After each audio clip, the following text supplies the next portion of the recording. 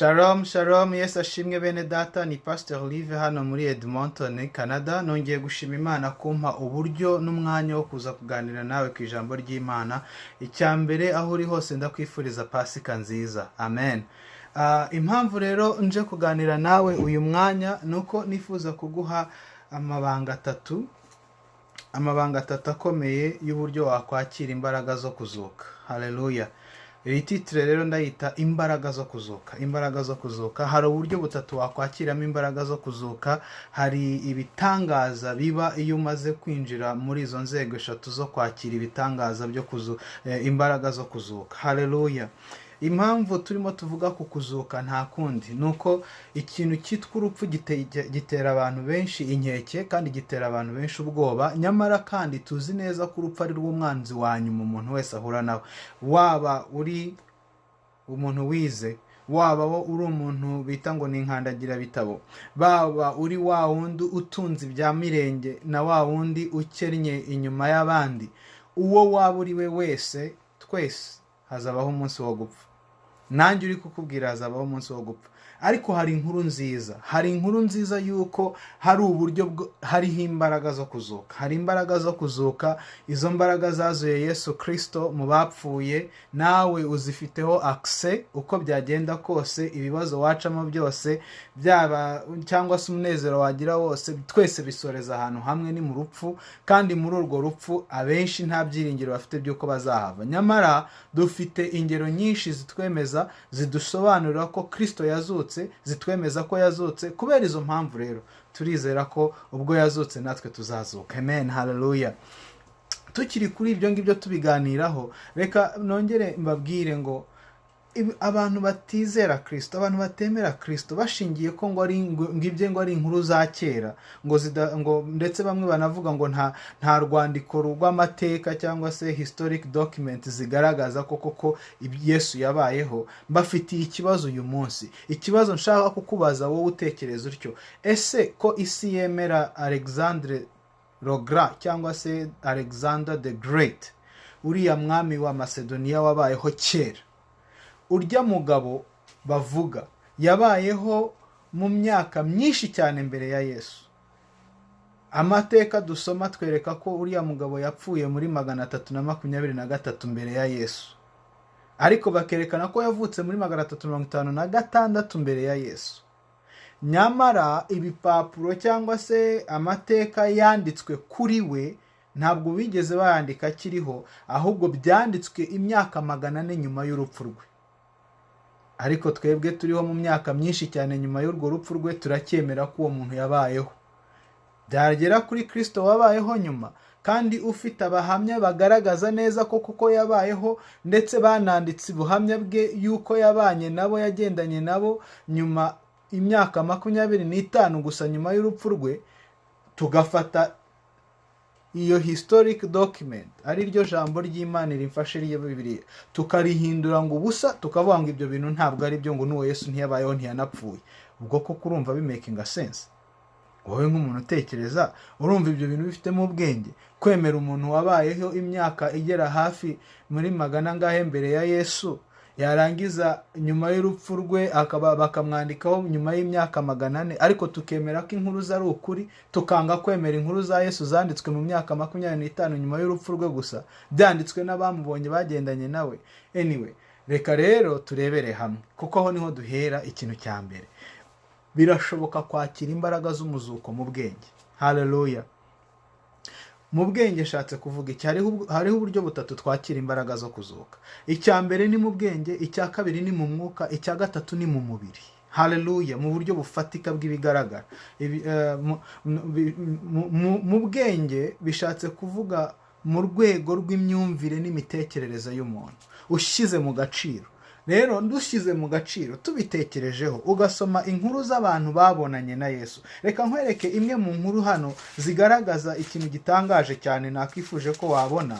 Muri Matayo 28 hano harimo inkuru itangaje igaragaza neza ko kuko Yesu yabambwe, akanashyirwa mu mva ariko akayivamo. Dore uko bimeze muri 28 muri Matayo umurongo wa 10, ndetse twasoma ku murongo wa 10 tukageza kuri 15, ngo maze Yesu arababwira ati mwitinya, nimugende mubwire bene data bajya i Galilaya, niho bazambonera. Ngo bakigenda bamwe mu bari abarinzi bajya mu murwa babwira abatambyi bakuru ibyabaye byose. Ngo bateranira hamwe n'abakuru bajya inama, bagurira abasirikare ifeza nyinshi, bati mujye muvuga muti abigishwa be baje mu ijoro dusinziriye baramwiba. Ngo mutegeka naramuka byumvise tuzamwemeza, namwe tuzabakiza amakuba. Nuko bahera ko bijyanira ifeza ngo babigenze uko bohejwe. Ngo iryo jambo ryamamara mu Bayuda na bugingo n'ubu. Mwene data, Yesu koko yagize igihe baramwica ku musaraba, arabambwa, urupfu ruramumira, ariko ku munsi wa gatatu ngo yarazutse. Noneho aha tubonye ku murongo w'10 yarimo abwira abigishwa be bari babanje kuza kumureba, binjiye mu gituro babona koko ari muzima, aranabiyereka avugana nabo. Noneho muri abo yavugishije ngo bamaze kugenda batumye kujya kubwira abandi yuko bazahurira nawe i Galilaya. Arabatuma bavuganye nawe, ntabwo akiri umurambo, ntabwo ari n'umuzimu, bavuganye nawe baramumenya bati uyu ni Yesu. Abatuma kubwira bene data ngo bazahurire nawe i Galilaya. Ariko abarinzi b'imva bari baraho babibonye ngo bajya kubwira abatambyi babandi bari barafashije abantu bagambaniye Yesu bagahitamo kumwica. Ngo bajya kubabwira ngo ibyabaye byose, yuko Yesu yazutse, yuko intumwa ze zaje zikabonana nawe, yuko ndetse yanazibwiye ngo zigende zibwira abandi bazahurire nawe i Galilaya. Noneho ngo abatambyi babyumvishe babona ko bazaseba, kubera ko nta wizera kuzuka. Ikindi baravuga bati noneho biragaragaye ko wa muntu ari umwana w'Imana, tugiye twisha umuntu w'umwana w'Imana, kuko kugeza uwo mwanya nta muntu bari barishe wabashije kuzuka keretse umwe Yesu yari yazuye witwa Lazaro, niwe muntu wari warazutse. Haleluya. N'umukobwa wa Yayiro Yesu yazuye, abantu Yesu yazuye nibo bonyine bari barazutse, ariko abo nabo bazutse bongera gupfa mu mubiri. Nyamara Yesu niwe wenyine wari wagiye mu rupfu ararutsinda. Noneho baramwibonera, barabimenya, bashyiraho na za nkuru z'uko yazuye Lazaro, bashyiraho n'uz'umukobwa wa Yayiro. Ntaho bari bafite bahakanira ubumana bwa Yesu. None babwira aba basirikare batumva rero mwifatira amafaranga, mbese ni nko kubaha ruswa, mwifatira amafaranga mugende rumegihwa, ntihagire umuntu n'umwe mubwira yuko Yesu yazutse. Ngo bafata amafaranga baragenda. None baravuga ati ndetse n'umukuru naramuka bimenye, umuyobozi mukuru akamenya yuko ibi bintu byabaye, tuzamwemeza ko ari abigishwa b'ibyo murambo. Nuko bemeza iyo nama n'imitwe gutyo. Nyamara ntago byarangiriye aho, kuko Yesu azi imitwe yabo, akaba azi ko bashobora kubeshya. Ntabwo yagarukiye kutuma babandi, ahubwo abo yatumye yaranagiye atangira kwiyereka n'abandi kugira ngo nabo bamubone ko yazutse. Mu bantu yagiye kwiyereka rero hariho abane data bari mu rugendo. Haleluya. Turebe muri Luka 24, turasoma umurongo wa 13 tugeze ku wa 14 na gatatu ngeze kuri 35. Ndabisoma nihuta kugira ngo noneho nkwereke uburyo ki Yesu yagiye akibonekera n'abandi, kugira ngo bitagarukira kuri babandi b'abarinzi baza kubeshyera abantu, ngo baza kumubeshyera ngo bamwibye. Haleluya. Dusome ijambo ry'Imana. Luka 24 umurongo wa 13 kugeza kuri 35. Havuga aya magambo ngo haleluya, turi kumwe, usoma wumve. Ngo nuko uwo munsi babiri muri bo bajyaga mu kirero cyitwa Emawusi, ngo kuva i Yerusalemu kugerayo ni nka stadiyo 60 n'urugendo rw'amasaha 2 n'igice. Noneho ngo nuko baganira ibyabaye byose, barimo bavuga nyine ibya Yesu, ukuntu yaje, yari yizewe, n'ibyamubayeho, ukuntu abantu bamugambaniye akicwa. Ngo bakiganira babazanya, Yesu arabegera, ngo arabegera, ngo ajyana nabo. Bivuze ko umubiri utapfuye, utaboze, ari umubiri muzima ufatika, ari mu mubiri agendana n'abantu. Urumva mwene data? Aho ngaho ngo yajyanye nabo, baranagera ahantu bageze ngo bagomba gufungura. afata umutsima arawumanyura. Ariko reka dukomeze nanone murebe, nuko ngo abagenda basobanurira ibyanditswe, ngo imitima yabo iraza ngo irahwezwa. Noneho ugeze ku murongo hariya wa 22,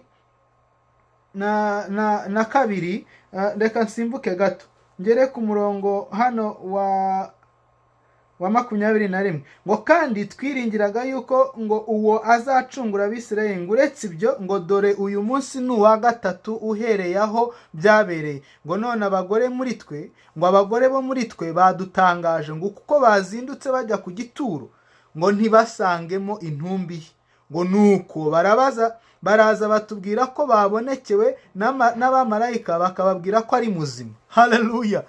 So aba bantu inkuru yuko Yesu ari muzima bari bayumvisha, ariko ntibayemera. Muri Mariko 16 turabibona abagore bagenda kubwira intumwa z'uko Yesu yazutse, barimo n'umugore witwa Mariya Magdalene, ntibabizera.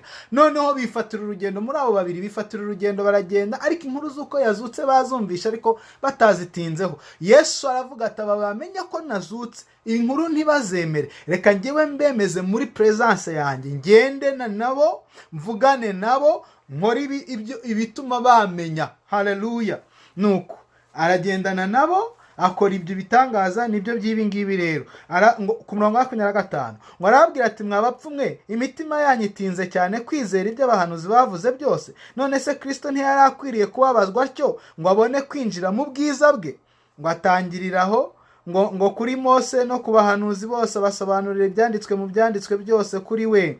Ngo bageze bugufi bw'ikirorero bajyagamo, agira nk'ushaka kugicaho, baramuhata bati se waretse tukagumana ko bwije, kandi dore umunsi urakuze. Ngo nuko arinjira ngo agumane nabo. Uyu ni Yesu, umuntu wazutse, uri kuganira n'abantu, bari kugendana, bari kuvugana, ndetse binjirana ngo n'ahantu mu nzu. Bageze mu nzu ngo yicaye ngo asangire nabo, yenda umutsima arawushimira, arawumanyagura, arawubaha. Ngo amaso yabo arahumuka, ngo baramumenya, maze ngo aburira imbere yabo, ubwo ntibongera kumubona. Haleluya. Urwego rwa mbere rwo kwishyurirwa imbaraga z'umuzuko ni igihe amaso yawe ahumutse. Mwene data, amaso icyo abonye kijya mu bwonko, ikigiye mu bwonko kikora mu mutima, igikoze mu mutima ntikijya kivamo. Niyo mpamvu ushaka kukubwira rero ngo mu myumvire yabo, mu mitekerereze yabo, no mu bwenge bwabo, no mu mateka yari yagiye abereka, byari ukugira ngo abereke imbaraga z'umuzuko mu rwego rw'imyumvire, mu rwego rw'imitekerereze, kugira ngo noneho be gutekereza ko ari inkuru, ahubwo babifate nk'ibiriho. Haleluya. Rero mwene data, uyu munsi ndagusaba kugira ngo iby'urupfu rwa Yesu no kuzuka kwe ubifate nk'ibiriho, ubishyire mu bwonko bwawe nk'ibiriho, kuko niba ushobora kwizera ubu bwonko bwawe ko buhari utabureba, wakagombye kwizera ko Yesu Kristo nawe yabayeho, nubwo utamubona arahari. Kandi ubwo turi mu gihe cya coronavirus itagaragara ariko yaguhejeje mu nzu, yahagaritse ibintu, abantu badahaha n'iki, wakagombye kwizera ko Kristo nawe yabayeho. Niba ubasha kwizera ko Alexandre le Grand yabayeho, ntabwo ufite uburenganzira buhakana ko Kristo atabayeho. Kandi none ubwo yabayeho, yarapfuye aranazuka. Haleluya. Ndetse n'ikimenyimenyi, hari abahamya benshi bahari bagaragaza ko koko yazutse. Abo bahamya barenze ngewe uri kubivuga, ni benshi cyane. Ijambo ry'Imana rirabatwereka. Tujyane mu Bakorinto ba mbere igice cya 15, nkwereke umubare w'abantu benshi cyane bemeza kandi bagaragaza ko koko Kristo yabayeho kandi ko yazutse, ndetse bakanahamya bya bindi abarinzi b'imva bahamije, nubwo abatamyi bashakaga ko bicecekwa. Bibiliya itubwira ngo byamenyekanye ngo Yudaya hose. Haleluya. Kuko ibya Yesu ntawe wipfundikira, birivugira ubwabyo. Imana ishimwe. Igice cya 15 dusome ku murongo wa 5 kugera ku wa 7 mu Bakorinto ba mbere. Umvira iryo jambo ngo abonekera Kefa, maze akabonekera abo 12, ngo hanyuma akabonekera bene data basaga 500. Muri abo benshi baracyariho n'ubu, ngo ariko bamwe barasinziriye. Ngo yongera kubonekera Yakobo, abonekera n'izindi ntumwa zose, ngo kandi nyuma ya bose nanjye arambonekera ndi nk'umwana w'icyenda. Haleluya. Ahangaha ni amagambo yanditswe n'intumwa Paulo, arimo avuga ku bantu Yesu yabonekeye. Abanza kuvuga Kefa, ari we Simoni Petero. ngo yabonekeye Petero, ngo arangije kubonekera Petero ngo abonekera n'abandi barimo ngo bagera kuri 500. Nyuma yabo ngo abonekera na Yakobo mwene se, haleluya, ngo nyuma yabo ngo abonekera n'izindi ntumwa nyinshi, ngo harimo na Paulo we yamubonekeye ari mu nzira ijya i Damasiko ngo agiye gutoteza abantu, aramwiyereka aranamuvugisha mu ijwi ryumvikana. Bivuze iki mwene data? Niba abantu 500 barenga barabonye Yesu, bose ari abahamya b'ukuri b'ibyo babonye, bakaba ndetse mu gihe rino jambo ryandikwa Bibiliya itubwira ngo bamwe baracyariho, ngo nubwo hariho abari barasinziriye. Bivuze ko muri abo bari bakiriho byibura hari kuboneka umubare munini ujya kuvuguruza no kunyomoza ko ibi bintu atari ukuri, ariko ntawagiye kubivuga, ntawagiye kubinyomoza, kuko byari byuzuye ukuri, byari ibintu bifatika, bwari ubuhamya bufatika. Ni nk'uko umuntu atahakanye umuntu warokotse jenoside ko atayirokotse. Ntibibaho, ntibishoboka. Ntiwahakana jenoside, yarabaye. Rero ntawahakana ko Yesu yabayeho, ntawahakana ko Yesu atapfuye, nta n'uwahakana ko Yesu atagiye mu mva, nta n'ufite uburenganzira bwahakana ko Yesu yavuye mu mva, kuko yayigiyemo ayivamo. Haleluya! Pasika nziza rero, Yesu yarazutse. Pasika nziza rero, kuko umwami wawe ni muzima ariho. Amen, haleluya. None rero abantu 500, buri umwe tumuhe iminota 15. Niturangiza dufata abo bantu bose bagera kuri 514 tuvuze muri kiriya cyanditswe, tubajyane mu rukiko kubabaza tuti ibyo muvuga nibyo mwabihagazeho mwarabibonye. Uzi igihe byafata kugira ngo abo bantu bose buri umwe ava n'iminota 15 yo kuvuga ubuhamya bw'ibyo yiboneye ku kuzuka kwa Yesu? Abo bantu bose byadutwara iminsi igera muri 5 irengaho amasaha arenga, kugira ngo buri umwe wese abe yavuze yivugira ukuntu yabonye Yesu. Kandi bene data, hari abamubonye, hari abasangiye nawe. Reka nze nkwereka bamwe mu basangiye nawe, kuko hari abasangiye nawe petit déjeuner, ibyo bita breakfast, icyakurya cya mu gitondo. Haleluya!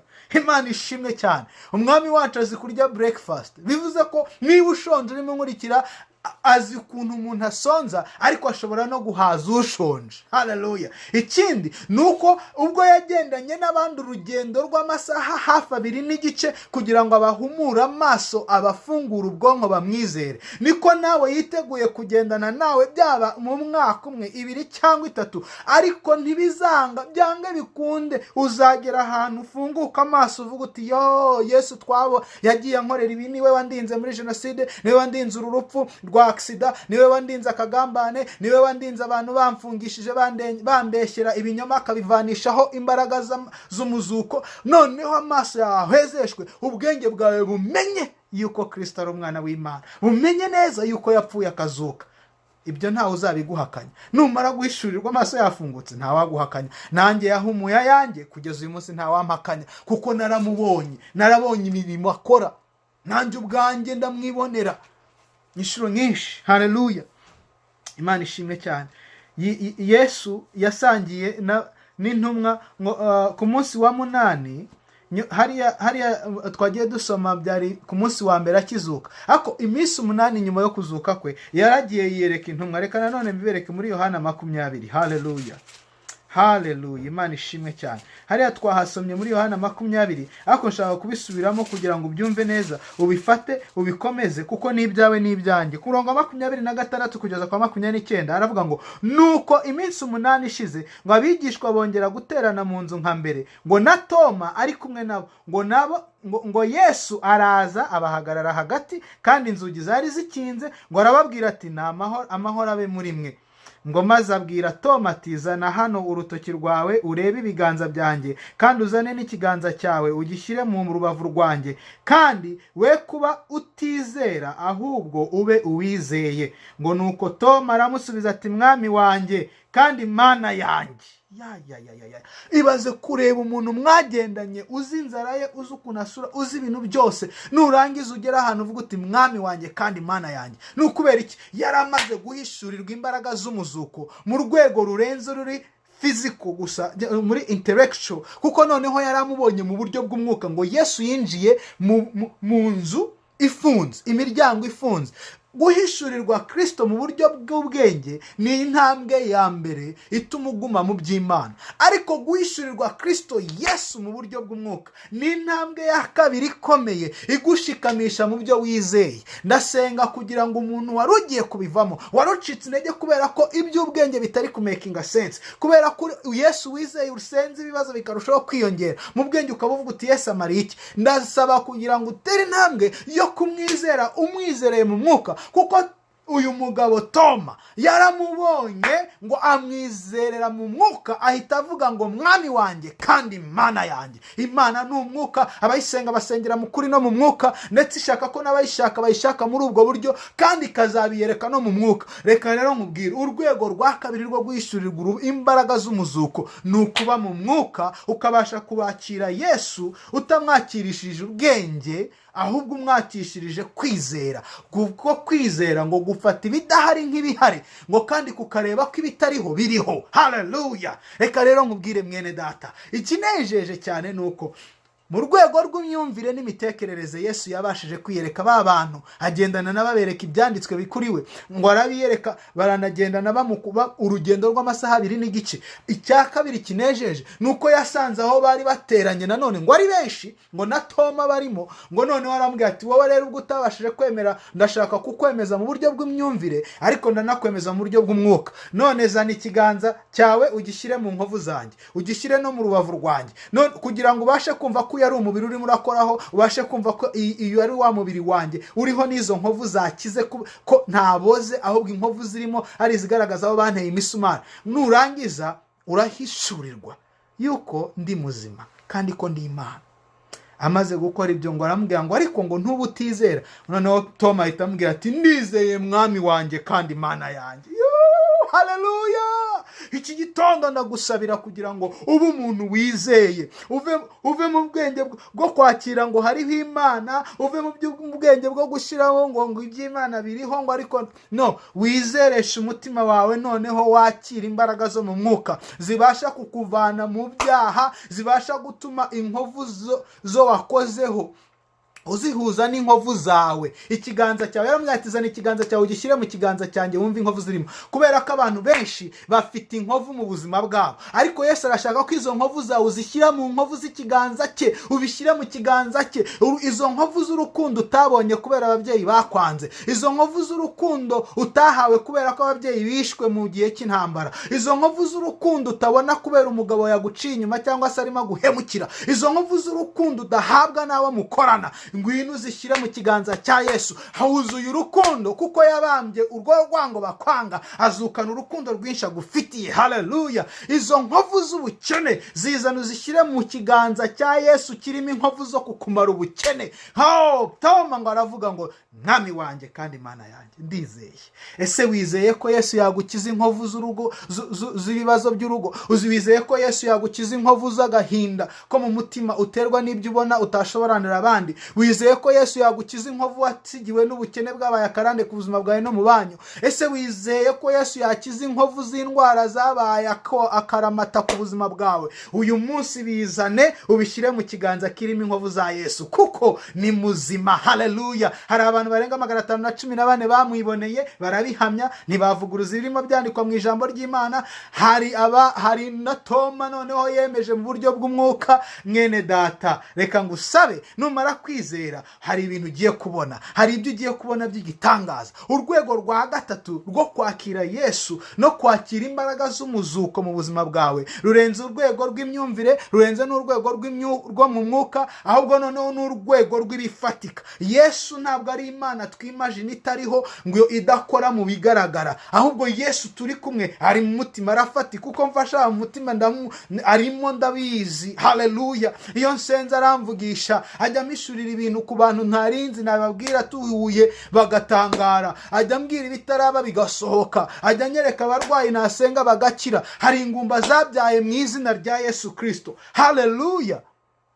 Haleluya! Hari ubuhanuzi bwavuye mu kanwa kanjye bugasohoka kubera ko Yesu yavuze biraba. Mu bifatika hari urwego rufatika rwa Kristo Yesu. Yesu ashimwe cyane. Njyewe ndi umwe muri ibyo bifatika. Njyewe nyuma y'intambara ya Jenoside narakariye Imana, ndayitukana, nta n'ibyo nshaka kwegerana nayo. kubera ko twari twakennye, nari napfushije onkre na gramere n'abandi, ndababara pe. Noneho nanga Imana, ndayibwira ntizagumana ubumana bwayo ndekere umuntu bwanjye. Nyamara igihe cyo kumfata yamfatiye muri boîte de nuit muri Cadillac, nta mupasiteri uhari, nta bavugije ipendo ngo baririmbe, no aramfata ndabimenya. Ampamagaye mu ijwi rye kubera umukobwa w'igini nari nabyinanye nawe, najya guhungaho mu ngeka bariho ngenda nsanga ari, noneho ntazigiye mu nkuru ndende. Yesu ampamagara ndi muri toilette, numva ijwi rye rivuga ngo live, niwizera ko nagiye ku musaraba nzira ibyaha by'abari mu isi ndagukiza. Aho niho urugendo rwanjye rwatangiriye. Ntabwo ndaba umutagatifu, nta nubwo nari navuga ngo ndi intungane, ndi umunyabyaha wihana, ndi umuntu ugwa mu ntege nke, ariko nkarwanira gushaka kwera, kuko ntabwo Yesu akiri umuntu wo mu bwenge ku buzima bwanjye ngo nimagine ngo hariho Imana mu bwenge. Oya, kandi ntabwo ari yageze mu mwuka muri njye imbere, ndabizi ko ahari. Noneho no mu bifatika nagiye mubona, hari ibitangaza yagiye akora, abantu bose bavuga bati no ntibizashoboka, ariko mu izina rye akabikora. Haleluya. Birimo no kuma umwana wacu wa mbere, ubu dufite babiri. Yesu rero arakora, aravuga bikaba. Yesu ashimwe cyane. Haleluya. Ngo yiyereka abantu asangira nabo. Icyo cyari igitangaza kindi kigaragaza ko atapfuye, ko afite umubiri muzima, ndetse anabemerera gukora mu nkovu ze no mu biganza, kugira ngo atwereke ikimwene data. Hari ibintu bitatu nshaka ko uvana muri ibi bintu. Icya mbere, Yesu ushobora kumumenya uramutse ufashe igihe cyiza cyo gutekereza kuri iyi mibereho yo ku isi. Reka nguhe urugero. Ese ubu koko ko twese turi abantu kandi tubwizanye ukuri, ni gute wahakana Imana ngo ntabwo ihari, ngo ntifatika, kandi ukabona ibintu yaremye, izuba, ukwezi, ibiti, bimwe biterwa n'abantu, ibindi byashyizweho n'Imana, inyanja zimwe zashyizweho n'Imana, izindi ni man made, ariko hariho ibyaremye bigaragara. Ugahakana Imana ngo ntihari, ukavuga ngo Yesu si muzima, ntiyabayeho. Gute? Ushingiye kuki? Kubwo bwonko bwawe utarabubona kandi kuzi ko buhari. N'ikimenyimenyi ko bugutegeka hari ibyo ukora, n'ukujya kwambara ibyo wambaye ko byavuye mu bitekerezo by'ubwonko utarabona, kandi kutazigera ububona, ariko ko nta waguhakanya ko budahari. Izere rero. Haleluya. Mu bwenge bishyiremo ko Yesu ari muzima, yapfuye akanazuka, noneho ubyizeje umutima wawe. Umutima wawe wakira imbaraga zo kuzuka mu mwuka. Umutima wawe amaso yawe ahwezwe. Umenye nk'abandi bagendanye na Yesu ngo yafungura akamanyura imitima agiye gusangira nabo ngo amaso yabo agafunguka. Reka amaso yawe afunguke utangire kubona umwami wawe, kuko niwe wagiye akurinda hariya watekerezaga ko warinzwe n'ubwenge bwawe, niwe wakuvuganiye hahandi watekerezaga ko wivuganiye, niwe ukikubeshejeho, niwe ukikurwanirira, no mu gihe cy'amakuba nk'aya ngaya niwe ukitumye ubasha guhagarara. Haleluya. Noneho umwizere mu mutima kugira ngo ave mu bwonko ajye mu mwuka. Haleluya. Mu mutima n'ahantu ho mu mwuka, kuko iby'ubugingo byose bituruka aho hantu. Rero ndagusaba kugira ngo wakire Kristo mu mutima wawe, umwinjize mu mwuka wawe, abemo hariya, kuko namara kugera mu mwuka wawe ukaba uzi ko ari umwami, ukagera ku rwego nk'urwo umugabo witwa Yobu yagezeho. Muri Yobu 42 yari yakubititse cyane, yahuye n'ibintu bimeze nk'iyi mugigiri hano hanze, arakubitika, indogobe zirapfa, amafarashi arapfa, abana barapfa, umubiri utangira kubora no gutonyoka, inshuti zitangira kumutongera, umugore atangira kumwanga no kumubwira ati tuka Imana wipfire. Ibyo byose bimugeraho nk'amakuba. Yewe umva, ndashaka kukubwira ngo ahari nawe uri mu gihe cy'amakuba, ahari wenda umugore yakwanze, ahari wapfushije umwana, ahari wahombye muri business zawe, ahari wumvisha inkuru z'incamugongo, ahari ni uburwayi bukuzonze, ariko Yobu ngo muri ibyo byose muri igice cya 42 ku murongo wa mbere aravuga ngo nzi yuko ushobora byose Mana, ngo kandi nta kibasha kurogoya imigambi yawe. Haleluya. Dore rero kimwe mu bintu Imana yashoboye kwari ukuzura Yesu, akira imbaraga z'umuzuko mu myumvire yawe, kuko ni yarazutse, ntabwo agipfuye, kandi yagiye mwumva ayisohokamo kugira ngo nawe umunsi uzaba wapfuye nujya mwumva uzayisohokemo. Haleluya. Kugira ngo ubeho iteka ryose. Nuko rero mwene data, Yesu agiye mwumva ayisohokamo ari muzima ku bwawe nanjye. byizere mu mutima wawe, uvuga uti noneho mwami, nzi yuko ushoboye byose, nta kirogoye imigambi yawe mfitiye ku buzima bwanjye. Si coronavirusi, si amashuri make nize, si umugabo wantesheje umutwe, nta kizarogoye umugambi mfiteho. Icyo wamvuzeho, icyo nshakaho, kuko ngushyize mu mutima wanjye, nzakigeraho. Ibyo numara kubyizera, hari manifestation physique zitwinjiza noneho mu gice cya gatatu kigaragaza imbaraga z'umuzuko. Izo mbaraga z'umuzuko ni izihe? Ibyo Yesu yakoreye Yobu amaze guhishurirwa ko Yesu ngo nta kimunanira, nibyo nawe agiye kugukora. Bibiliya iravuga ngo nuko Uwiteka ahira Yobu cyane, ngo amuha n'abana 10 barimo abakobwa 3 ngo n'abahungu 7, amuha n'indogobe 1000 z'ingore, ngo amuha ndetse n'amafarashi. Mbese arongera aramusana, business irongera irunguka, ubucuruzi burongera bubaho, umugore arongera aramubyarira, ubuzima bwa Yobu buba bwiza, kuko yaravuze ngo naho umubiri wanjye wabora, ngo amaso yanjye azabona umucunguzi wanjye, ngo kuko ariho ari muzima. Haleluya! Nashaka kukwizeza ko Kristo ariho kandi ari muzima. Nawe izere, uvuga uti nubwo ibibazo bimeze bitya, amaso yanjye yamubona. Urwo rwego rw'umwuka, aho hantu uri convince mu isi y'umwuka ko niyo byagenda gute, nta kizarogoye umugambi uzabona Imana.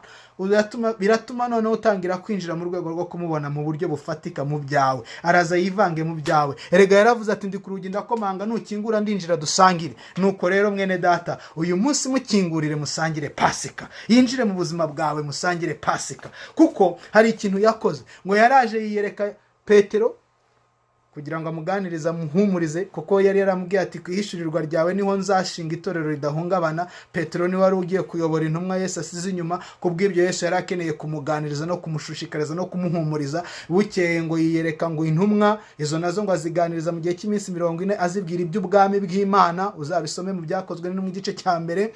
Hanyuma muri ibyo bihe nanone agendana n'izindi ntumwa nanone muri Yohana, ngo azisanga azasubiriye kuroba, arazifasha kuroba amafi menshi cyane, harimo na Petero. Arangije ahita nabahamagara ati muze dusangire, nahishije kuko yari yabokereje agafi. Nanjye ndumva nshaka guhanurira umuntu uri kunkurikira uyu mwanya, hari ubwo Imana igiye kugutekera. Wowe wari uzi ibyo wari umaze kwipangira, waritekeye, ariko Yesu nawe hari icyo yagupangiye. Umva, hari ibyo yagupangiye hakurya ku nyanja, ku nkombe y'inyanja, hari ibyo yagupangiye. Hari ibyiza mugiye gusangira, wicika intege, wikwiheba. Hari ibyo yagupangiye byiza, mwizere umwakire, ugiye kubijyamo, uzabiviva, uzabitemwanya. Kuko Yesu si ubwenge gusa, kandi si uwo mu mwuka gusa, ni no mu bifatika. Haleluya! Umuzuko we si ubwenge gusa, nta nubwo ari uwo mu mwuka gusa, ni mu wo mu bifatika. Yesu rero yarazutse kugira ngo aho hose tubashe kuhaba twuzuye. Izo level zose tuzihishurirwemo umwuzuro wo kuzuka kwe. Rero bene data, Pasika nziza, ndakwifuriza kumenya imbaraga z'umuzuko. Niba utarigeze wakira Yesu Kristo, uyu munsi umwakire, kandi numwakira ukaba wifuza gukomeza kuba en contact nanjye, jya muri YouTube wandike ngo Love 24 Give. Love LOVE umubare 2 umubare 4 n'ijambo give. Hanyuma ubifatanije wandike muri YouTube, uraza kujya kuri YouTube channel yanjye ukande subscribe, tubashe kujya tuba in touch. Unyandikire ko wakiriye Yesu, abafite ibyifuzo mu byohereze tubafashe kubisengera. Iki ni igihe cyiza, Kristo ni muzima. Haleluya! Ni igihe cyiza. Yesu yarazutse ntakiri mumva, ndetse ariho arabahamye bo kumuhamya muri babandi 500 bo muri Bibiliya. Nanjye ndumwe muri abo. Noneho banyuma ya Bibiliya tuzi ko Yesu ari muzima, arakora ibikomeye muri physique, arahari. Hari abamwishurirwa mu buryo bw'ubwenge, noneho amaso yabo agahumuka. Hari abamwishurirwa mu buryo bw'umwuka, bakamuhereza bya bibazo byabo, noneho nawe akaza akabihishurira mu buryo bw'ifatika. Muri bya bibazo akagenda bakorera ibitangaza. Izere ko hari igitangaza cyawe, izere ko hari ibyo agufitiye ku nkombe ubwo kuko Yesu ni muzima. Amen, amen. Imana umugisha cyane. Reka dusenge. Uwiteka Mwami Imana, turagushimye, turaguhimbaje, tukuzamuriye icyubahiro. Wakwakiriye mu mutima we, turamwaturaho umugisha. Umwikibishidikanya turamusabira guhishurirwa, amaso yahwezeshwe. Kandi Nyagasani Mwami Imana, sengeye ibibazo biri mu isi hirya no hino. Uyu mwanya ni byinshi cyane, ibigoye abantu ni byinshi cyane, ibirubujije abantu amahoro ni byinshi cyane. Ariko ndasengera uriya muntu utagisinzira kugira ngo umuhe ibitotsi. Ndasengera uriya muntu urwaye umugongo umugongo ngo umukize umugongo. Ndasengera uriya muntu uruhijwe data wera n'igifu ndetse n'impyiko nawe umukize. Ndasengera data wera mwami Imana aba bana bawe bagowe n'amadeni ngo ubatsobare ubishyurire bavuganira aho barenganywaga amadeni y'umurenga bashyirwaga hatariyo uyasibanganye. Maze data ndasengera n'aba bafunzwe barengana babeshyerwa hirya no hino mu isi, Mana ukora ibitangaza ako karengane kabaveho bafungurwe basanga imiryango yabo. Nyagasani mwami ndasengera abafite ubucuruzi burimo burahomba kubera kino cyorezo cyafashe isi